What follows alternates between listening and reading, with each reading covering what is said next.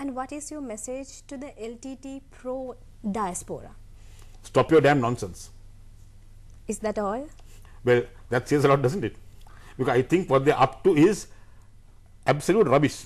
They are having something, they are thinking of something called transnational government that never existed, that can't exist, that can't function. Then they are having going through a farce of having a referenda in various foreign countries about the future states of Sri Lanka. I mean, do they seriously expect Sri Lanka to take notice of what some people in America or England or some other country think about how we should run our affairs?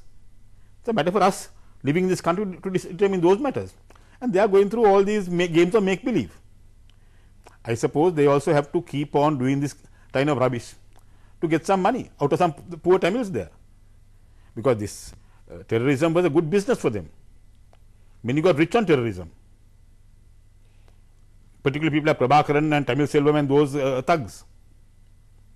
And there are many more abroad, I think, who thrive on terrorism, who thrive on extracting money from people in the guise of fighting for their homeland or so-called homeland, and they don't want to let that fountain spring of money dry up. They want to get some more money, so they've got to keep the conflict brewing. Like these communal political parties here, like the Tamil National Alliance and the Muslim Congress. See, they want to, unless they press their communal card, they have no political existence, because they are the politics of race and race alone. So to keep that going, they have got to keep on putting their communal cry. Yes, Mr. Gunasekera. Now, if we turn to the President's speech today on the Independence Day, he also said that we have to strive to make a dynamic society. And in that context, in that perspective, what can you say about the state sector? That is, what should the government also do to install a sense of purpose and feeling to the state sector to be less lethargic and more active, and also be more responsible and serve the citizens of Sri Lanka? How to galvanize the state sector is an intriguing question. I suppose it has got to be a measure of instilling discipline, of taking action where there is lethargy, without merely making speeches, of seeing to it that there are competent people in essential places, not people who are politically sympathetic to the government, not putting hangers on in various places. Those hangers on are the worst culprits, I think.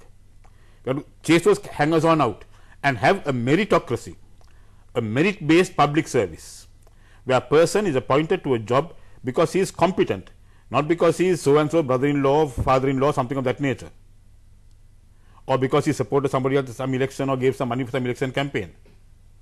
The criteria for any appointment must be commitment and competence and suitability for a post. Unless we achieve that, we cannot instill dynamism in the public service. And also there has got to be sufficient monitoring of that to see that those who work are retained and those who don't work are sent home. And if you look at the private sector, Mr. Gunasekera, now again, private sector is known as the engine of growth in society. But if you look at our private sector, they also grumble quite a bit and always point fingers at maybe the government or something or the other.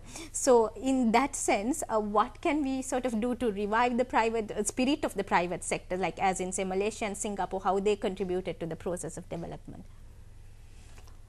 It's difficult because I myself don't believe in this much touted private sector efficiency. I have seen gross inefficiency there too. Because in the private sector also one does find family vandalism. One does find people at the helm stripping a company of its assets for their comforts, and forgetting the purpose of development. I have no answer to all the ills of these things. I am no businessman. I suppose these things would best be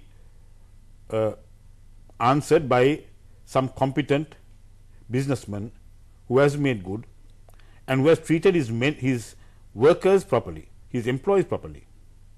That's a very important thing. And Mr. Gunasekera, if you look at the development process, now that is again another thing that is spoken about a lot, a development process that will not alienate many sectors like the rural, the urban, the political, ethnic groups and all that. So what is your take on a development process that will lead to a process of reconciliation? Once again, I don't see how this question of reconciliation comes in, because I don't see an ethnic question, and again I don't see how development can cause divisions. You see, where development is concerned, all these years we have had governments trying to curry favor with various ethnic groups to get their votes, where they think of people not as human beings with flesh and blood, who experience hunger, thirst, pain and so on, but merely as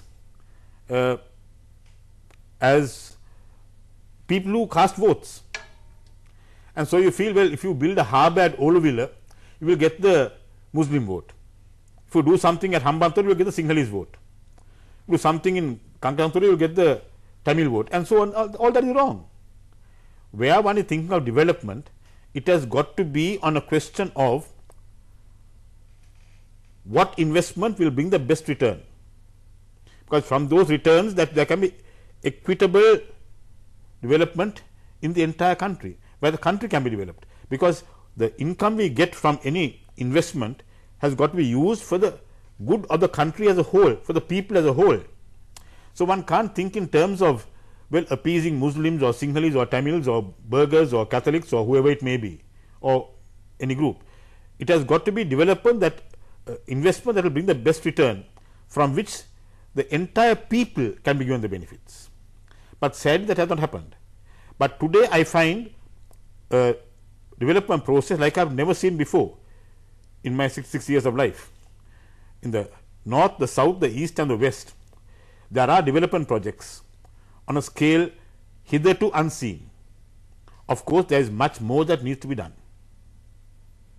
Okay, Mr. Gunasekera, we are speaking to Mr. Gunasekera, Mr. S. Gunasekera, and we will take a small break and we will be back with you soon.